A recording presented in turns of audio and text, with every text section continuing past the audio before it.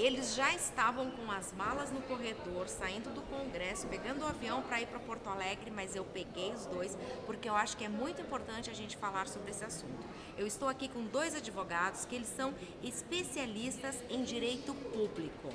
Quem está aqui do meu lado é a doutora Ana Amélia Piuco e o doutor Sérgio Machado Sesimbra. Obrigada, gente. Eu sei que o avião vai esperar um pouquinho, mas é importante a gente falar desse assunto. Claro, obrigada, Cris. É o seguinte, uma das necessidades maiores do servidor público municipal é a falta de suporte jurídico. Por que isso é importante? O que você acha, Sérgio? Assim, Cris, boa tarde. O que acontece? O servidor público, quando ingressa na carreira, no momento que ele passa a fazer parte do serviço público e tem toda uma carreira já pré-estabelecida através de um regime jurídico, ele não conhece muitas vezes as coisas que ele tem direito, as políticas que o poder público emprega muitas vezes em desfavor dele. Então, qual é a necessidade de se ter um advogado? O advogado e a assessoria jurídica, no caso, vai te ajudar a entender se você tem direito a uma determinada vantagem, se você vai incorporar essa vantagem na sua aposentadoria, se você atuar nesse ou naquele setor, se você vai ter a devida remuneração por essas coisas. Esses são assim os motivos que levam o servidor, no momento que ingressa na carreira jurídica, na carreira do serviço público, a precisar ter um suporte jurídico que o ajude nas decisões da carreira.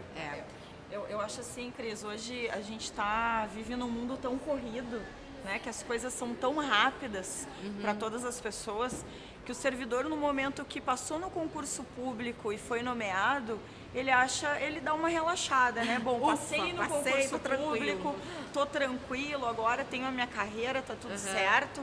Só que ele acaba se esquecendo justamente dessas outras coisas que o Sérgio falou, sobre o plano de carreira, sobre o planejamento de uma aposentadoria, por que não dizer assim, né? Claro. Ela pode parecer que ela está lá longe, mas na verdade passa tão rápido que às vezes o servidor chega no período de aposentadoria, ele vive um momento de estresse tão grande porque ele não se preparou para aquele momento, né? O servidor que também passa no concurso e vai para o interior, por exemplo, os legislativos municipais, Sim. tá? Ele fica também muito carente dessas informações.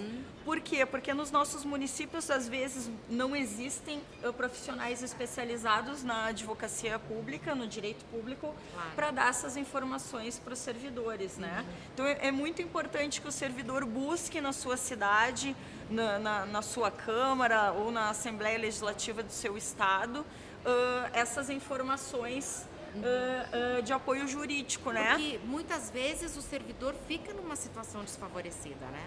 Sim. E aí ele tem que correr atrás. Com certeza, Cris. Como nós estávamos falando, como o servidor ele demanda contra um órgão público ou contra o próprio município ou contra o estado, ele normalmente está em posição de desvantagem por causa disso, né? Então ele precisa de uma orientação especializada para ter uma ajuda a buscar esse direito, né? Escuta, e as decisões judiciais estão mais democratizadas para apoiar o servidor quando for correto, quando for justo? Como é que estão sendo essas decisões? Sim, Cris, sim. O judiciário, a partir principalmente da Constituição de 1988, está mais sensível para as questões relativas aos servidores, né? O judiciário tem entendido que, como a Ana acabou de falar, os servidores são a parte desfavorecida da relação, são a parte mais fraca, porque o município, o Estado e a União, eles têm uma procuradoria, eles têm todo um aparato jurídico que consegue defender os interesses da União, do Estado e do município. O servidor não tem isso.